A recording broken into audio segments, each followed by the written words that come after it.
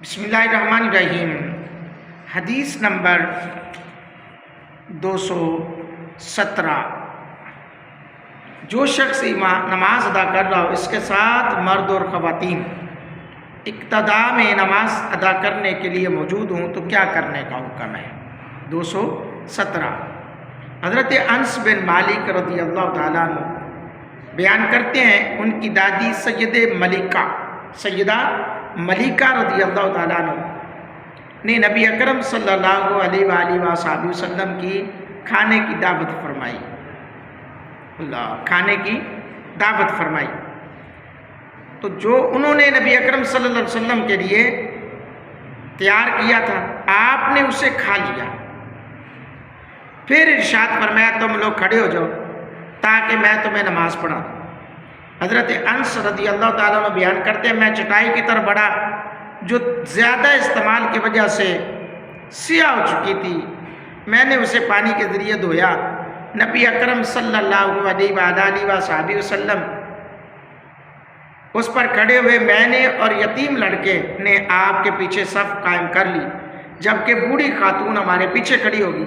ہم نے آپ علیہ السلام نے ہمیں 2 رکعت نماز پڑھانے کے بعد سلام پھیر دیا۔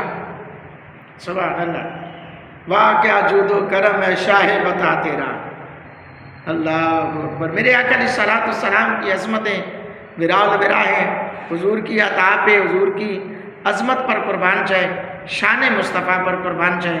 حضرات ذی وقار، خواتین اور حضرات کا بام جماعت سے نماز پڑھنے کے حوالے سے، جب خواتین اور مرد با جماعت نماز پڑھنا چاہیں تو ان کے صفوں کی ترتیب یوں ہوگی کہ سب سے آگے امام کھڑا ہوگا، پھر مردوں کی صفیں ہوں گی اور پھر خواتین کی صفوف ہوں گی۔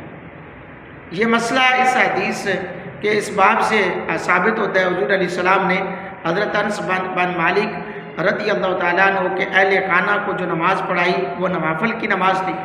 اس حدیث سے حضرت امام شافعی رحمۃ اللہ علیہ استدلال کرتے ہوئے فرماتے ہیں کہ نوافل کی جماعت جائز ہے۔